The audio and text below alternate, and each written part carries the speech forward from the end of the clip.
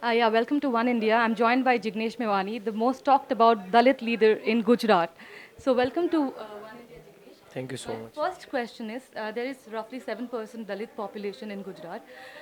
How do you think this person is going to bring about a change in the upcoming election?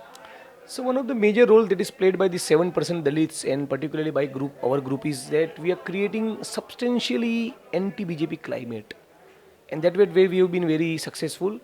And this time the way it's going to be, Dalit, Patel, Muslim, and OBC, that kind of voting pattern is going to emerge, and which will create a lot of trouble for the BJP. So though Dalits are just 7%, it will not remain 7%.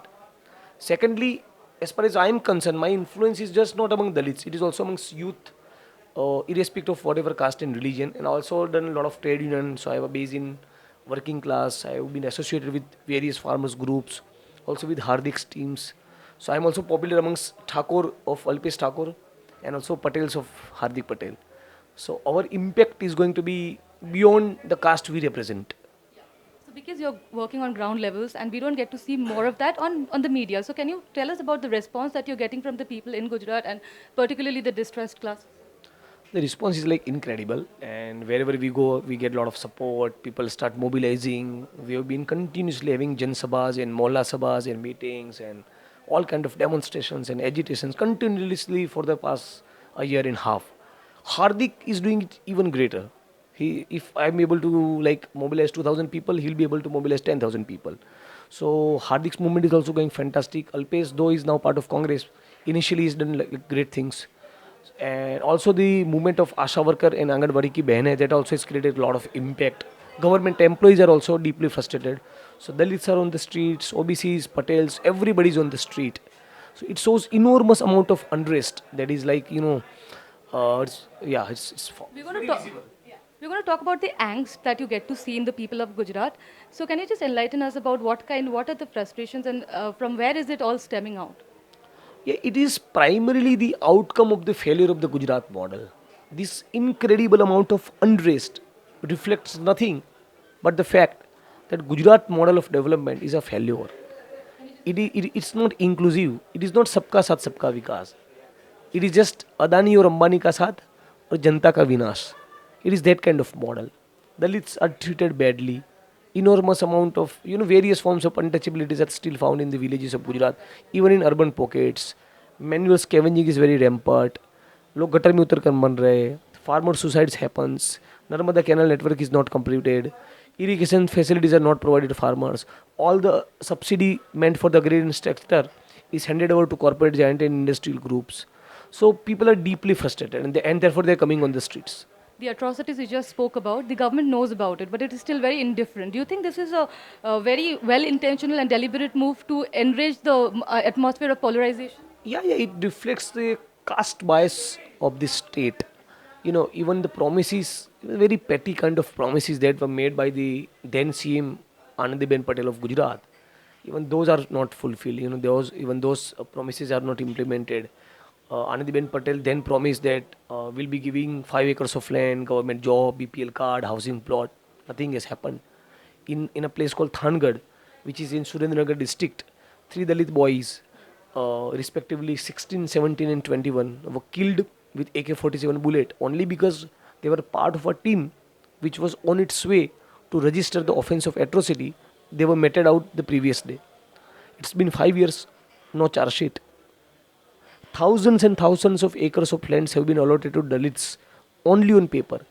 Actual physical possession is not given. Even after decades, the possession is denied. And all these lands are wrongfully occupied and cultivated by feudal forces of the dominant caste people, which is an offense under IPC and atrocity both. Still, neither offense is registered nor possession is given. 165 से ज़्यादा लोग gutter में उतर कर मर गए. As per the guideline of the apex court, no compensation is provided. पटेलों को आरक्षण नहीं दे सकते, ठीक है. उनके बहनों को घर में घुसकर घसीटते हुए मारना नहीं चाहिए था. उनके 14 लोगों को मार डाला.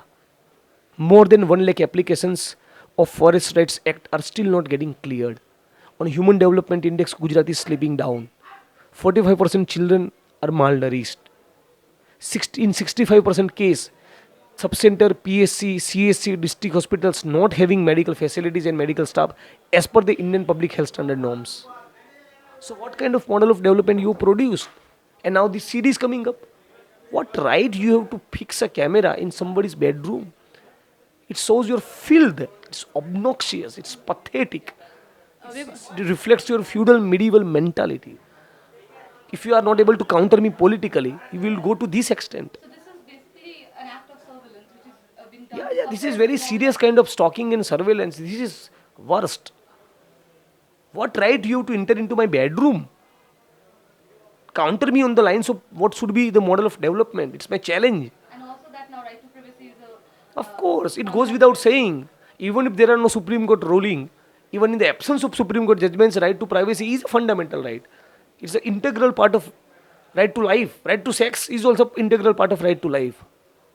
And whatever is happening with consent, it has to be cherished. So, one question is that since we just spoke about how the Gujarat model is a failure, so in your mind, what is the alternative? Which political party do you think, apart from BJP, will be able to bring about a change?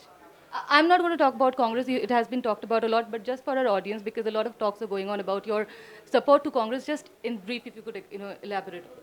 I'm not sure whether there is any mainstream political party which will be able to produce a great model of development, because most of the political parties who are into the mainstream arena are supporting the globalization, which is unleashed all kind of, be it ecological, environmental, economical, all kind of catastrophe.